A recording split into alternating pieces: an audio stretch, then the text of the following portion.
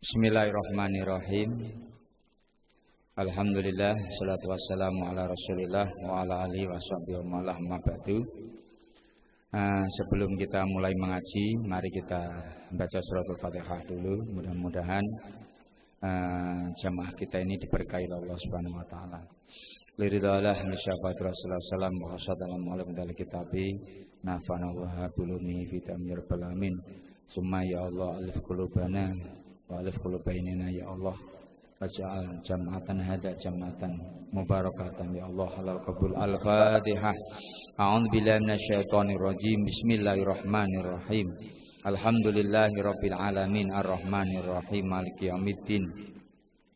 Iyyaka na'budu wa iyyaka nasta'in ihdinas siratal mustaqim siratal ladzina an'amta 'alaihim ghairil maghdubi 'alaihim waladdallin. Amin. Bismillahirrahmanirrahim. Kita lanjutkan lagi pengajian kita. Kita masih membahas masalah iman kepada hal-hal yang gaib. Kemarin kita telah membahas masalah hisab, penghitungan amal. Nah, untuk malam ini saya akan bahas yang namanya mizan.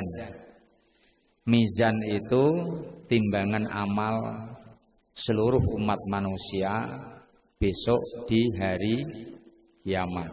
Ya.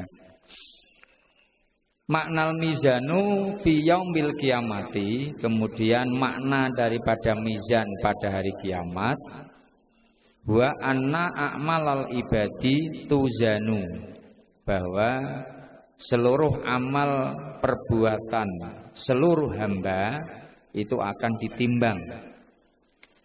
Fa amal mu'minu fayaskulu hasanatuhu, adapun orang-orang mukmin itu akan berat amal kebaikannya. Wa yahifu sayi'atuhu, dan akan ringan keburukannya. Wa amal kafiru fayahifu hasanatuhu, adapun orang-orang kafir itu akan ringan timbangan kebaikannya. Wa taskulu sayi'atuhu, dan akan berat timbangan amal keburukannya. Qala Allah Ta'ala, telah berfirman Allah Ta'ala, fa amma man saqulat mawazinuhu fa huwa fi isyatir radiyah wa amma man khaffat mawazinuhu fa ummuhu hawiyah wa ma adraka ma hiya narun hamiyah. Fa amma man, adapun orang saqulat mawazinuhu, yang berat timbangannya, berat timbangan kebaikannya, fahuwa fi isyatir radiyah, maka dia akan berada dalam kehidupan yang diridhoi. Wa amma man khaffat mawazinuhu, adapun orang-orang yang ringan amal kebaikannya, fa ummu hawiyah, maka tempat akhirnya adalah neraka hawiyah. Wa ma adraka ma hiya, kemudian tahu tidak kamu apa itu neraka hawiyah? Narun hamiyah, yaitu api yang sangat panas. Nah,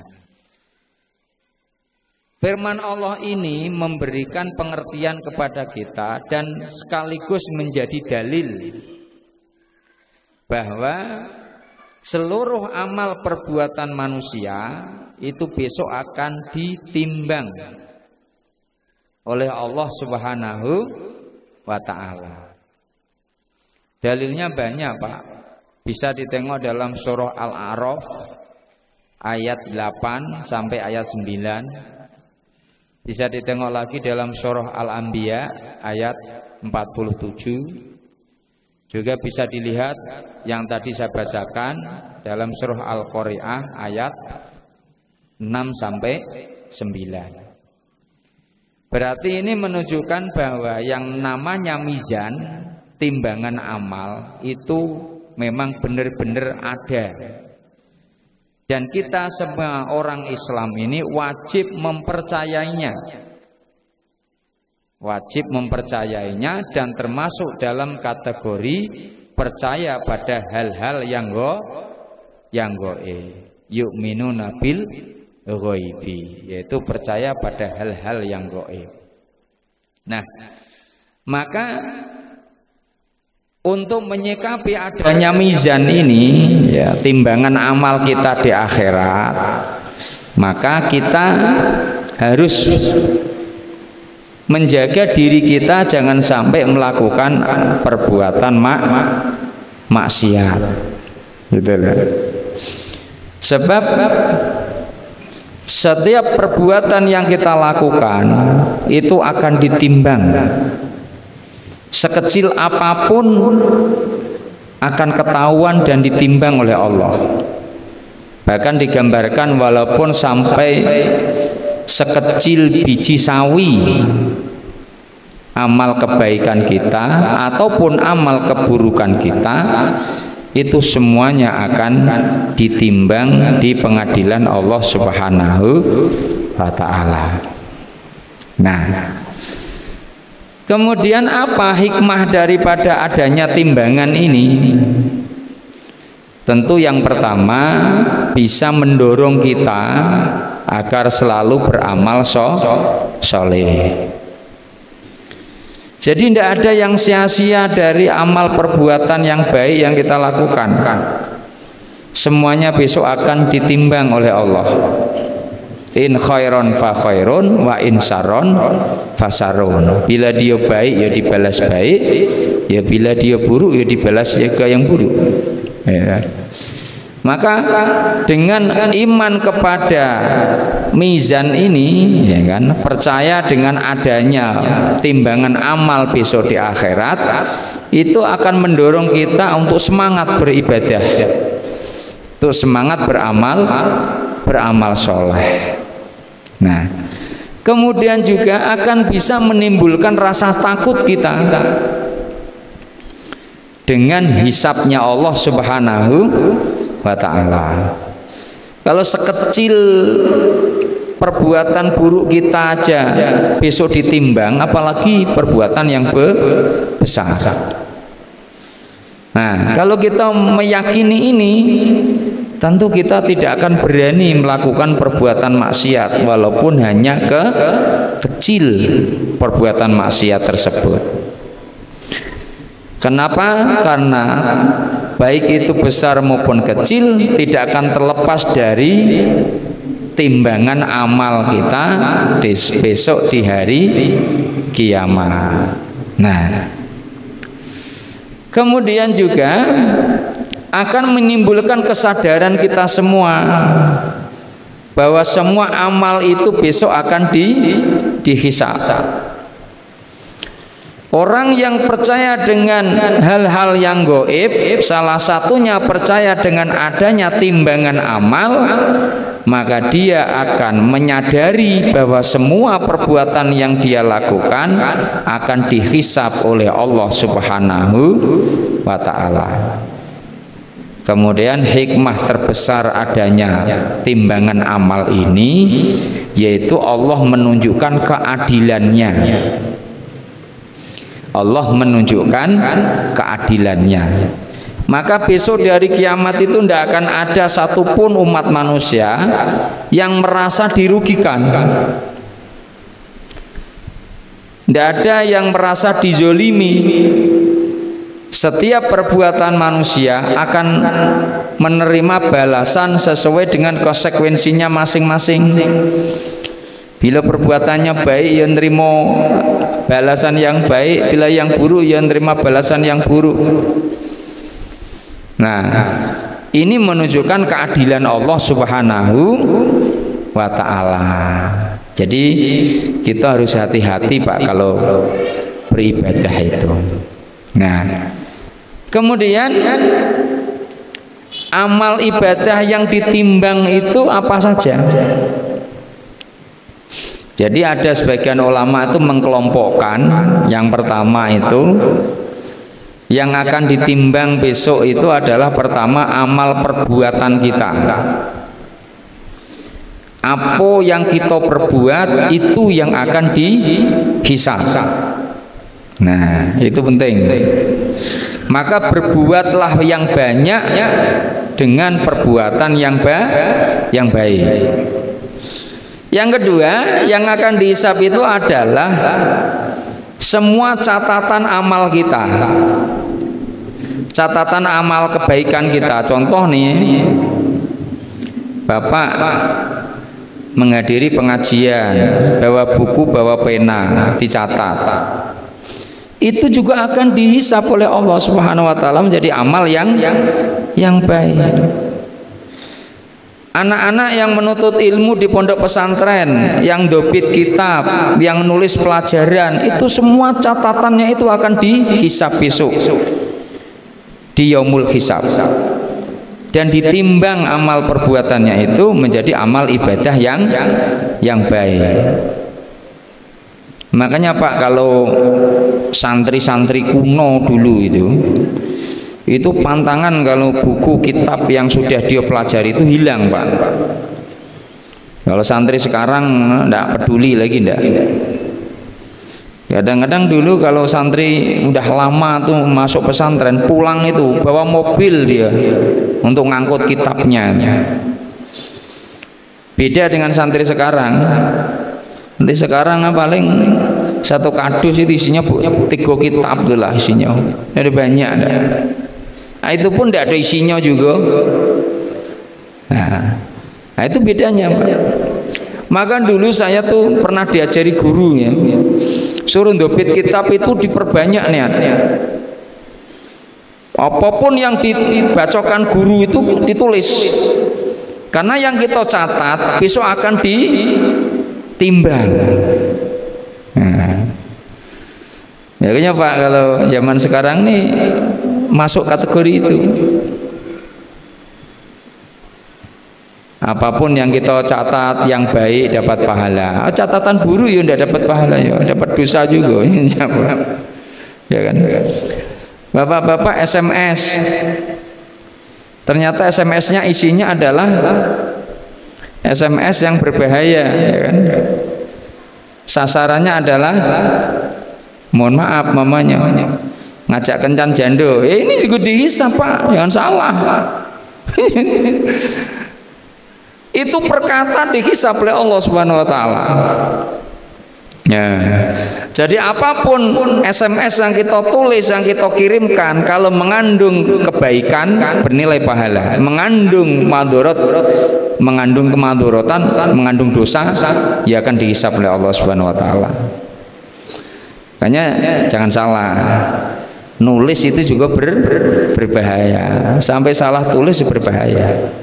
Nah, kemudian yang terakhir apa? Yaitu orang yang berbuat itu sendiri akan ditimbang. Manusianya tuh Pak. Akan ditimbang. Mungkin pemahamannya bisa jadi Pak. Ada orang yang dagingnya itu tumbuh dari makanan-makanan yang haram, ya ditimbang Pak. Coba yang gemuk gara-gara mengkonsumsi makanan yang diharamkan, wah itu berat timbangannya Pak.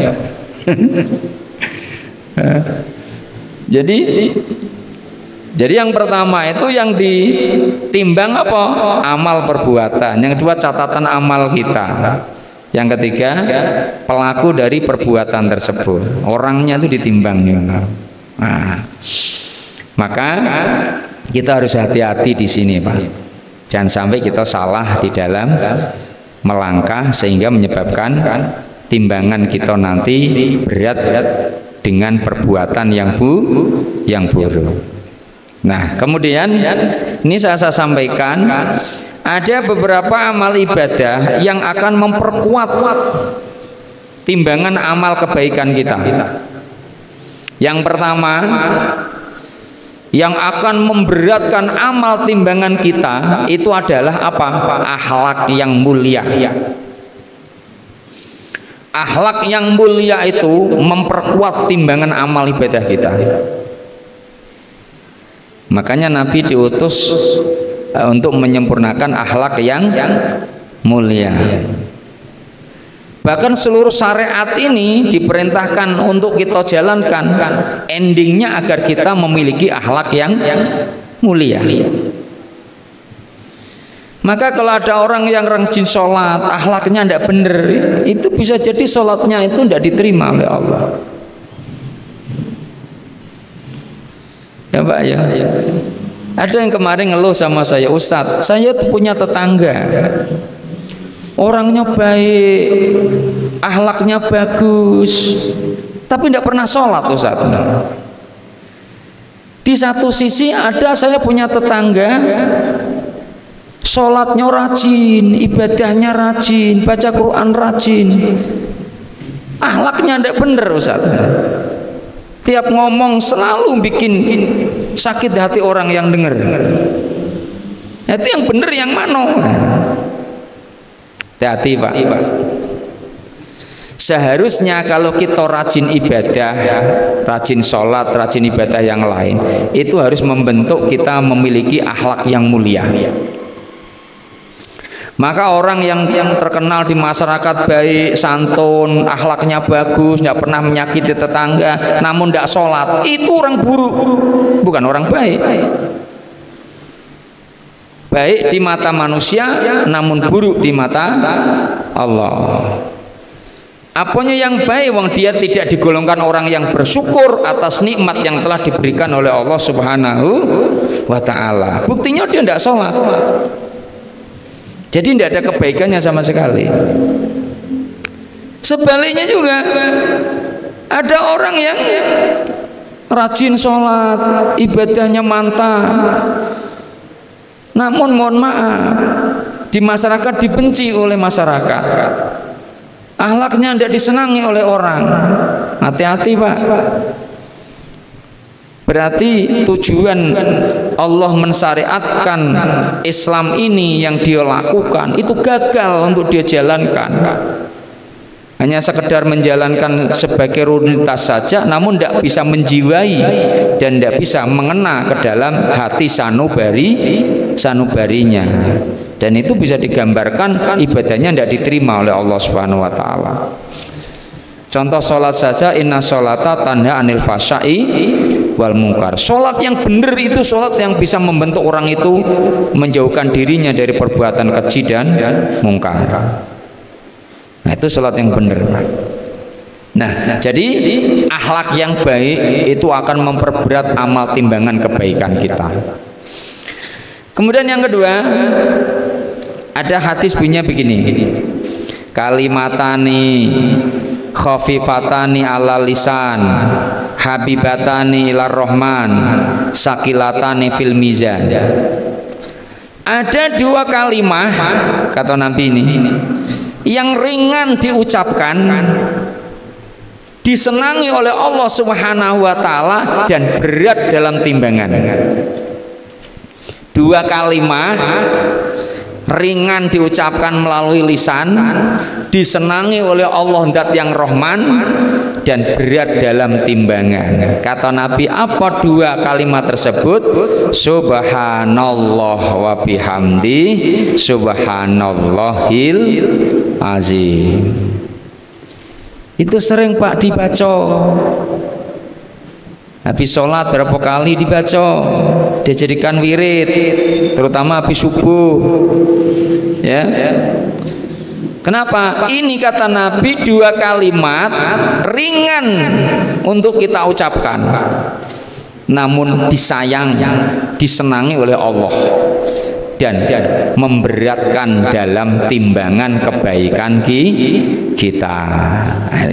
Kalau pengen timbangan amal kebaikannya itu berat Pak, ini salah satu yang diajarkan Nabi.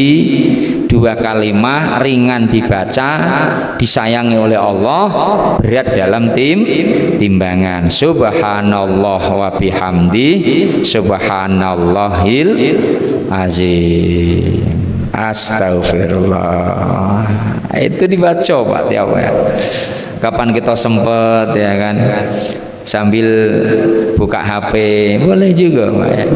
Sambil jualan boleh juga, ya kan, sambil apapun kita sambil jalan, subhanallah bihamdi subhanallahil azim astagfirullah, nah, dibaca karena itu masya Allah dahsyat sekali untuk memberatkan amal timbangan kita. Kemudian amal yang memperberat timbangan lagi, ya, yaitu ikhlas di dalam beribadah. Kemudian dzikir la ilaha illallah itu juga memperberat timbangan. Jadi usahakan kita dalam sehari semalam itu jangan kurang dari 100 kali dzikir la ilaha illallah. Ya kalau di masjid mungkin serempak dengan imam, bisa diistiqomahkan waktu subuh, jalankan. Kalau memang tidak bisa, dzikir sendiri Pak, la ilaha illallah. Jangan setiap harinya kita tidak baca itu, tidak dzikirkan itu. Kemudian yang memberatkan amal timbangan lagi yaitu mengerjakan sholat, mendirikan sholat. Kemudian lagi sedekah. Sedekah itu memperberat timbangan kebaikan kita besok di akhirat. Kemudian amal ibadah apalagi? Puasa. Puasa itu juga memperberat amal ibadah kita, ya. Makanya puasa itu ya jangan Ramadan baik. Saya sampaikan toh, usahakan 1 bulan itu minimal 3 hari gitu puasa. Masa ngambil sebulan itu 3 hari tidak kuat ya, tidak mungkin. Sebulan puasa 3 hari berpahala puasa 1 bulan. Ya, enak. Ya cukuplah 3 hari itu, sama dengan pahala dapat puasa 1 bulan. Kemudian amal perbuatan yang meringankan, bukan memberatkan kebaikan, meringankan kebaikan kita, berartilah memberatkan dosanya. Adalah pertama maksiat yang digolongkan dosa besar, itu meringankan kebaikan kita. Jadi jangan dijalani. Kemudian yang kedua, dosa ghibah. Dosa ghibah. Ghibah itu ngomongin kejelekan saudaranya, ngomongin keburukan saudaranya. Itu ghibah namanya Pak. Hati-hati. Ghibah ini bentuk dosa yang sulit untuk dihindari. Dia bisa menjarah ke siapapun dan kepada siapapun, tak peduli orang pintar maupun orang bodoh, semuanya itu kena kalau ndak hati-hati. Ya ketemu kawan di warung kopi, pertama cerita masalah kopi, ujung-ujungnya cerita masalah keburukan orang, bahaya Pak. Maka kita harus mengontrol ucapan yang kita ucapkan. Ghibah termasuk perbuatan dosa yang akan meringankan amal kebaikan kita. Berarti memberatkan dosa kita. Orang kalau besok ditimbang amal kebaikannya dengan keburukannya, kok berat amal keburukannya, neraka. Tapi kalau amal kebaikannya yang berat, ya masuk surga. Nah, ya kan? Kemudian apalagi dosa atau maksiat yang meringankan kebaikan kita dalam timbangan, yaitu menfitnah orang. Fitnah, hati-hati Pak, fitnah itu lebih kejam daripada pembunuhan. Gara-gara kita menfitnah satu kampung untuk bisa mati gila-gila, ya kan? Gara-gara sefitnahnya satu orang. Nah, kemudian perbuatan zolim, menganiaya orang lain, itu juga sangat meringankan kebaikan kita Pak. Jangan sampai kita melakukan perbuatan seperti itu. Kemudian melakukan kufur terhadap nikmat Allah Subhanahu wa ta'ala. Kemudian yang terakhir perbuatan syirik. Syirik itu menyekutukan Allah Subhanahu wa ta'ala. Nah, jadi Bapak Ibu yang saya hormati, kesimpulan daripada kita belajar untuk memahami masalah mizan ini, yang terpenting adalah bahwa timbangan amal itu memang benar-benar ada dan hakiki adanya. Dan orang yang tidak percaya dihukumi kafir karena dalilnya Al-Quran sudah banyak. Salah satunya adalah surah Al-Qari'ah ayat 6 dan sampai 9. Maka beruntunglah orang-orang yang timbangan kebaikannya itu lebih berat, dia berada dalam kehidupan yang diridhoi oleh Allah Subhanahu wa ta'ala. Dan celaka orang-orang yang ketika amal kebaikannya itu ringan, amal keburukannya itu lebih banyak, lebih berat keburukannya, maka dia menjadi orang-orang yang celaka. Nah, jadi kesimpulannya Pak, manusia itu besok ada yang mukmin, ada yang kafir, ada yang al-usot, itu orang-orang yang maksiat. Kalau dia mukmin itu langsung otomatis masuk ke dalam surganya Allah Subhanahu wa ta'ala. Kalau dia kafir, dia akan langsung dimasukkan ke dalam neraka. Yang tengah-tengah nih ada Pak, mukmin tapi nakal. Mukmin tapi maksiat banyak. Berarti golongan al-usot, mereka orang-orang yang banyak melakukan maksiat. Nah, orang seperti ini kata Allah tetap wajib masuk surga. Selagi dalam hatinya ada sedikit saja keimanan kepada Allah, dia akan tetap masuk ke dalam surga. Cuma masuknya tidak langsung, mampir dulu, transit ke neraka dulu. Setelah dari neraka selesai pertanggungjawabkan semuanya, baru pindah ke surga. Nah, tentu kita maunya yo langsung ke surga, ya Pak ya. Nah, mudah-mudahan kita bisa menjalankan apa yang tadi saya sampaikan. Jadi intinya bahwa semua amal perbuatan manusia itu akan ditimbang di timbangan Allah Subhanahu wa ta'ala. Nah, selanjutnya mungkin ada yang perlu ditanyakan, ya persilahkan. Nah, silahkan Pak.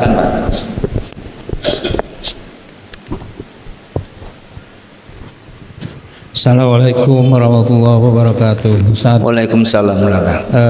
Dalam surat Al-Zalzalah 2 ayat terakhir itu, "Wa may ya'mal misqal dzarratin khairan yarah wa may ya'mal misqal dzarratin syarran yarah." Setiap perbuatan baik akan dibalas baik walau sebiji zarah. Begitu pula perbuatan yang buruk. Jadi maksudnya itu Ustadz dibalas dengan bentuk apa itu Ustadz? Apa bentuk dosa atau bentuk siksa? Karena kita manusia ini kan tidak luput dari dosa Ustadz. Ada orang yang pahalanya banyak Ustadz dibandingkan dengan dosanya, tapi dia pernah bermaksiat. Apakah itu disiksa juga atau bagaimana tuh Ustaz? Demikian, terima kasih Ustaz. Assalamualaikum warahmatullahi wabarakatuh. Waalaikumsalam. Oke, saya jawab dulu. Jadi, "Faman ya'mal misqala dzarratin khairon yarahu."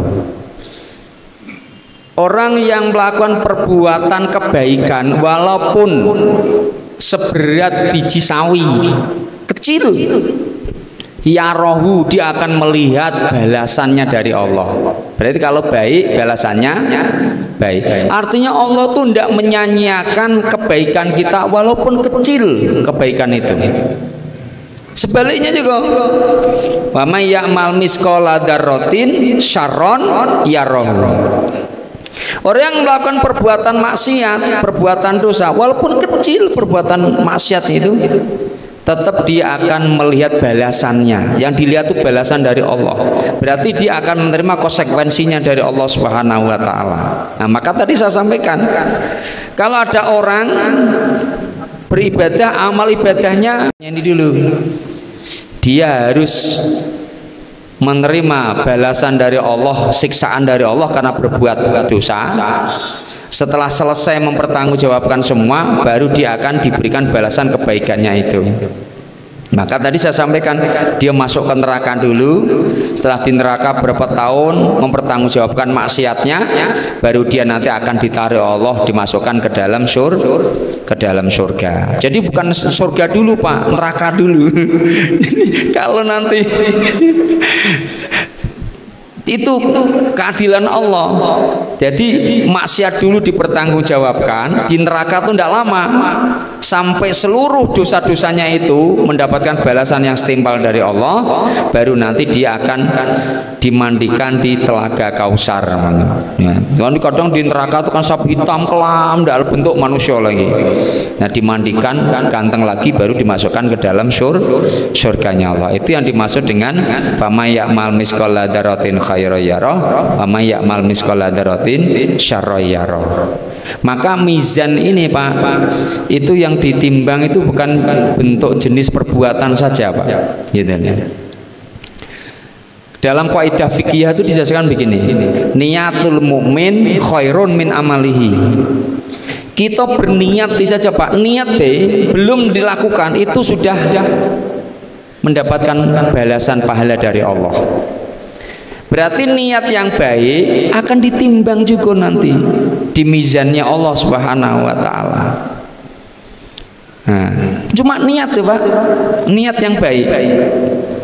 Nah, kalau nanti niat yang baik itu benar-benar dibuktikan, dapat 2 pahala. Kalau cuma niat saja dapat 1. Tapi kalau dia niat yang tidak benar, niat jahat, niat maksiat, Allah tidak serta-merta langsung mencatatnya, tidak, tapi ditunggu dulu. Kalau memang benar-benar dia melaksanakan kemaksiatan itu, dicatat 1 keburukan. Nah, itu keadilan Allah Subhanahu wa taala. Makanya kan sering ada ulama bilang begini, kadang-kadang Pak, orang yang sholat tahajud semalaman dengan orang yang tidur semalaman itu bisa-bisa kadang-kadang pahalanya sama. Di mana korelasinya gimana? Begini, orang yang tidur semalaman dia niatnya, ya Allah aku daripada kelayapan ya ngapelin jando ke mall atau ke luar maksiat, ke tempat maksiat, mabuk-mabukan, tempat minuman, mending aku tidur. Berarti dia tidur itu dalam rangka meninggalkan maksiat, menjauhi maksiat. Dan itu mulai dia tidur sampai dia bangun lagi dicatat ibadah kepada Allah Subhanahu wa taala. Nah, makanya Pak, lebih baik kita kadang ibadah tidur ya Pak. Besok tuh udah Imam Ghazali mengatakan zaman akhir besok akan ada saatnya ibadah yang paling baik itu ibadah tidur. Bener Pak. Kenapa Pak? Sekarang kadang-kadang kalau kita sholat, kadang-kadang muncul riaknya, ya kan? Nah, muncul ini dan itu. Ini kalau tidur udah lepas lah. Makanya kalau tidur itu ada doa sebelum tidur, ada niatnya ketika mau tidur, bangun tidurnya, itu baru dinilai ibadah. Tentu ada aturan-aturannya. Makanya kata Imam Ghazali itu ibadah itu terbagi menjadi 2. Pertama menjalankan perintah, yang kedua menjauhi larangan. Nah, tidur itu dalam mereka menjauhi larangan, berarti tergolong ibadah. Kita jangan terpaku cuma menjalankan perintah saja, menjauhi larangan pun juga ibadah. Itu Pak. Udah ada yang lain mungkin?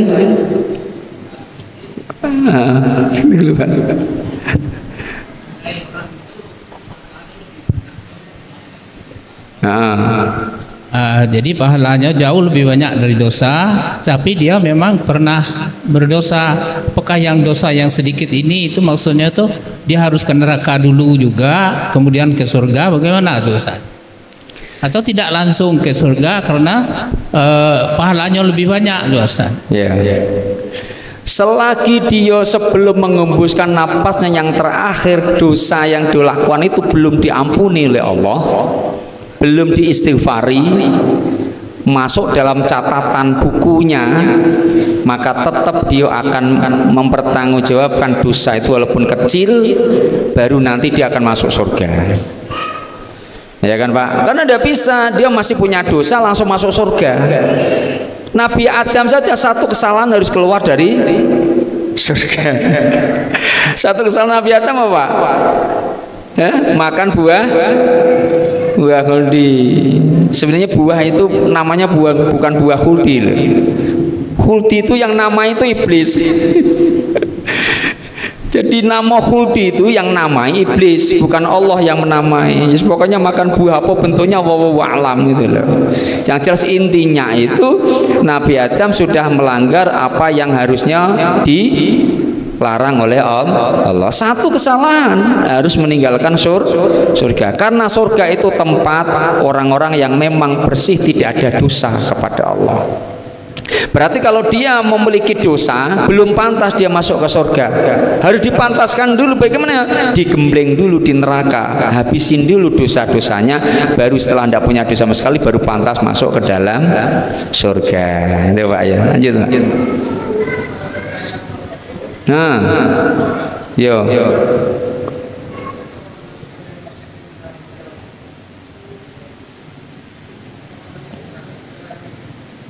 Ya tetap Pak. Kan dalilnya jelas. Wa may ya'mal misqala dzarratin khairan yara, wa may ya'mal misqala dzarratin syarran yara. Maksudnya yara itu akan menerima balasan.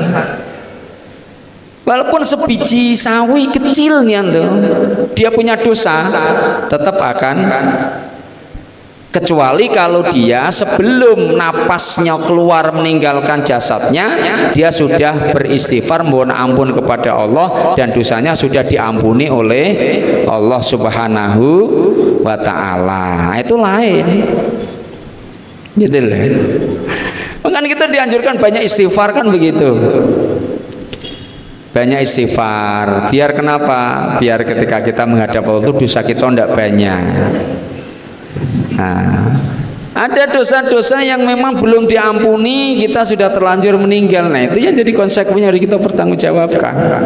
Nah, terlebih lagi kalau dosa itu berkaitan dengan dosa hak adami, dosa yang berkaitan dengan sesama manusia, itu paling sulit prosesnya. Itu Pak. Kita ngambil barang orang itu belum merelakan, kita keburu meninggal. Gimana kita minta ikhlasnya Pak? Siap-siaplah besok. Maka ada hadis yang terkenal dari Nabi itu, hadis muflis itu kan. Ya, Nabi pernah bertanya dengan sahabat, kamu tahu tidak siapa orang yang bangkrut? Dijawab oleh para sahabat, orang yang tidak punya duit, tidak punya harta, tidak punya pekerjaan apa-apa ya Rasul. Dijawab oleh Nabi, bukan, yang bangkrut bukan itu. Orang yang bangkrut itu orang yang meninggal dunia membawa pahala amal kebaikannya yang sangat banyak sekali, namun dikabarkan dia dulu di dunia pernah mukul orang, pernah ngantem orang, pernah zolimi orang, pernah ngambil duit orang ini orang. Sampai di pengadilan Allah, orang yang pernah dizolimi datang, Pak, dulu dia nampar saya Pak. Lah terus minta pengadilan. Gimana? Minta duit? Oh enggak, aku enggak mau duit, enggak ada gunanya duit. Terus gimana? Aku yang minta pahala dia, pahala dikasih Pak. Sampai dalam cerita hati sampai pahalanya habis, kok masih ada yang datang nuntut. Berarti dosa orang yang nuntut diberikan kepada orang yang zalim tersebut. Seperti itu Pak, pengadilan Allah itu. Makanya kita hati-hati jangan sampai berbuat zalim. Kalau kita pernah ngambil milik orang, kembalikan sebelum kita meninggal. Kita punya utang, balikin, daripada besok ditagih di akhirat. nagih di akhirat tuh ndak mau dia dikasih duit, ndak Pak, ndak ada gunanya duit. Ya, yang minta amal ibadah kita, yang pahala kita yang diminta. Kalau kita ndak punya pahala lagi, dosa dia yang dikasihkan ke kita. Jadi konsekuensinya duo antara pahala dan dosa, itu aja yang dibawa. Makanya kita dibilang watazawwadu fa inna khairozatid taqwa.